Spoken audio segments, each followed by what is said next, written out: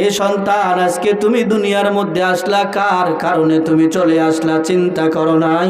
মায়ের সঙ্গে বেয়াদবি করো, বাবার সঙ্গে বেয়াদবি করো, কোনোদিন চিন্তা করলে নাই মা কত কষ্ট করে আমাকে তোমাকে লালন পালন করেছে।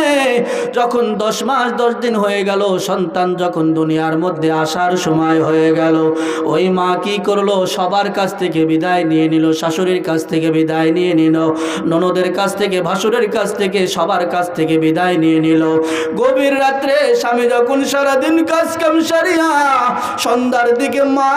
সন্ধ্যার দিকে যখন বাবা ঘরের মধ্যে আসিয়া খাওয়া দাওয়া সারিয়া যখন বাবা শুয়ে পড়েছে, ওই সময় মা গভীর রাত্রে আস্তে করে উঠিয়া বাবার পাওখানা জড়ায় ধরে ডাক দিয়ে বলে, ও প্রাণের স্বামী আমার, কত মানুষ সন্তান হইতে গিয়া কত মা দুনিয়ার থেকে বিদায় হয়ে গেছে, আমি আগামী কালকে বাড়ি চলিয়ে যাব, আমার সন্তান দুনিয়ার মধ্যে আসবে, জানি না আমি বাঁচবো কি মরব। ও প্রাণের স্বামী আমার, যেভাবে তোমার খেদমত করা দরকার আমি করতে পারি নাই, তুমি আমাকে মাফ করিয়া দিও।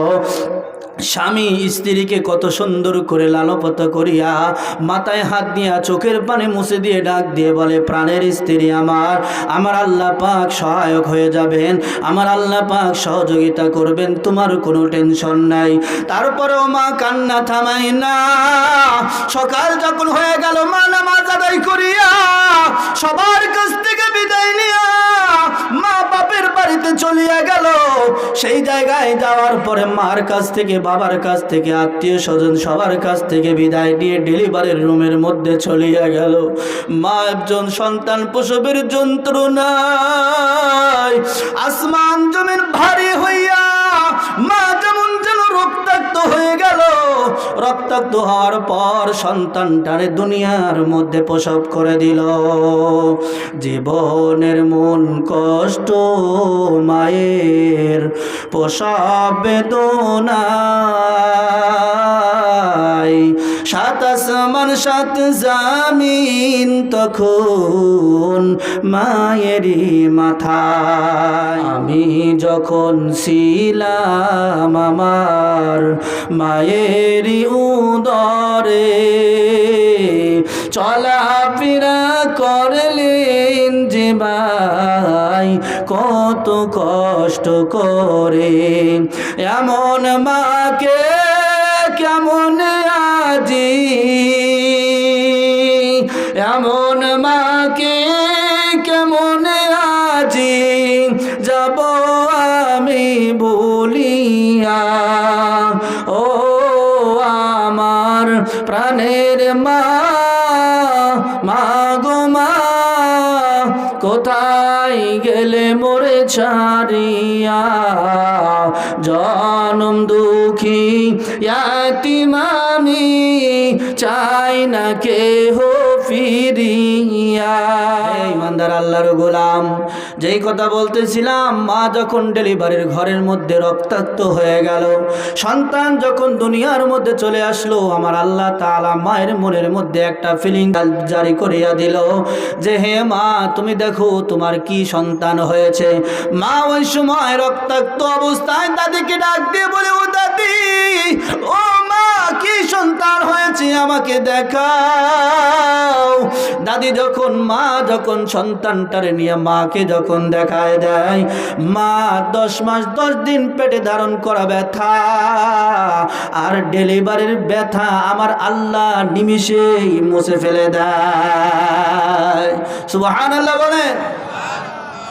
ইমানদার আল্লাহর গোলাম, এবার মা যখন দেখেন কিভাবে সন্তানটারে মানুষ করা শুরু করিয়া দিল। আমি তুমি যখন ছোট ছিলাম, ওই সময় আমার ক্ষুধা লাগলে কান্না ছাড়া কোনো পথ ছিল না, আমার যদি কোনো কিছু আঘাত লাগে কান্না ছাড়া কোনো পথ ছিল না। আমার মা বিছানার উপরে শুয়াই দিয়েছে, একটা পোকা এসে কামড় মারছে, আমার বলার মতো কোনো ক্ষমতা ছিল না। ছিল কি? কান্না ছাড়া কোনো পথ নাই। এমন জায়গায় শুয়াইছে, পিঠের নিচে একটা খোয়া পড়েছে, কান্না ছাড়া কোনো পথ নাই। এই ইমানদার আল্লাহর গোলাম, এই কান্না পৃথিবীর অন্য কেউ বুঝে নাই, একমাত্র মা ছাড়া কেউ বুঝে নাই। রাত্রের বেলা সন্তান যখন কান্না শুরু করিয়া দেয়, বাবাই ডাক দিয়ে বলে, কেন সন্তান কান্দে? সন্তানটারে কি তুমি খাইতে দাও না?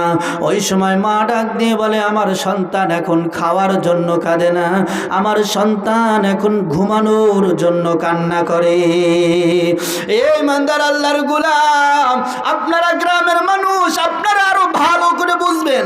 আপনার বাড়িতে কয়েকটা বউ একসঙ্গে থাকে, আপনারা 3 ভাই, আপনারা 4 ভাই, সবাই একসঙ্গে একটা রুম নিয়ে আপনাদের বাড়িতে থাকেন। আপনারা গ্রামের মানুষ, ধান এইভাবে অনেক কিছু ফসলাদের চাষবাস আছে, ওই উঠানের মধ্যে ধান নেড়ে দেওয়ার সময় সবাই একসঙ্গে ধান নেড়ে দেয়। ঘরের মধ্যে মাসুম বাচ্চাকে শুয়াইয়া মা ধান নেড়ে দেওয়ার জন্য শাশুড়ির সঙ্গে সবার সঙ্গে ধান নেড়ে দেওয়ার কাজ করে। হঠাৎ করে মা একটা দৌড় দিয়া ঘরের মধ্যে ঢুকে যায়। ওই সময় যারা তাকে সবাই ডাক দিয়ে বলে, দেখো কাজের ভয়ে ঘরের মধ্যে চলে গেল। ওই সময় মা ঘর থেকে বের হয়ে ডাক দিয়ে বলে, কাজের ভয়ে আমি যাই নাই, আমার সন্তান ঘুম থেকে উঠেছে, তাকে আমি আবার খাওয়াইয়া ঘুমাশায় দিয়ে আসলাম। বলেন তো দেখি, ওই জায়গায় সবাই ছিল, কিন্তু কান্নার সাউন্ড কারোর কানে যায় নাই।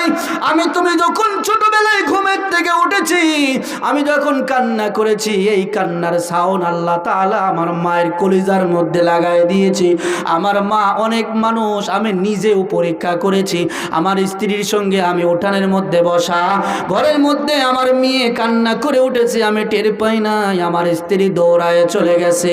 এই ইমানদার আল্লাহর গোলাম, সেই মা কত কষ্ট করে আমাকে তোমাকে লালন পালন করে বড় করলো।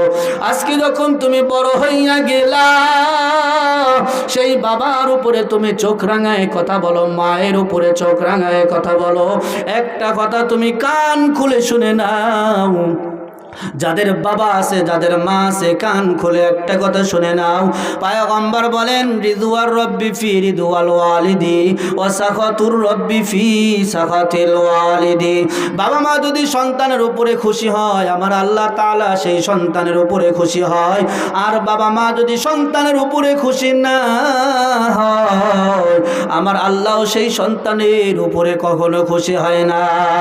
এই ইমানদার আল্লাহর গোলাম, এই জন্য খবরদার, বাবার বদদুয়া নিবে না, মায়ের বদদুয়া কখনো নেবে না। তুমি যেই কাজই করো না কেন, মায়ের কাছ থেকে দোয়া নাও। তুমি মাঠে যাইবা, মায়ের কাছ থেকে দোয়া নাও। তুমি দোকানে যাইবা, মায়ের কাছ থেকে দোয়া নাও। ব্যবসা বাণিজ্যে যাইবা, মায়ের কাছ থেকে দোয়া নাও। এমন কি আমি জাকির হুসাইন, আমি বাগা, আমার আব্বা জান নাই, আমার মা আছে, মাদ্রাসার মধ্যে মেয়েদেরকে নিয়ে পড়াশোনার মধ্যে লিপ্ত থাকে। আজকে আমি যখন আপনাদের এই জায়গায় আসবো, আমার মা বাড়ি নাই, ঈশ্বরদী গেছে আমার দাদির বাড়িতে। আমি আমার মাকে ফোন দিয়ে বললাম, মা গো, আমি মাহফিলের উদ্দেশ্যে রওনা হয়ে গেলাম। আমার মা একটা দোয়া করিয়া দিছে, এ বাবা, যে জায়গায় আমি যাই না কেন, স্ত্রীর থেকে বিদায় নেওয়ার পর সর্বশেষ আমার মায়ের কাছ থেকে বিদায় নেই। আমি যখন মায়ের সামনে গিয়ে ডাক দিয়ে বলে, মা গো, মাহফিলের উদ্দেশ্যে রওনা হয়ে গেলাম, আমার মা আমাকে ধরে কপালে একটা চুমু দিয়ে দেয়, এখনো চুমু দিয়ে দেয়। আমার মায়ের দোয়া, মুরব্বিদের দোয়া, এই দোয়া নিয়েই কিন্তু সারা দেশের মধ্যে ঘুরিয়া বেড়ায়।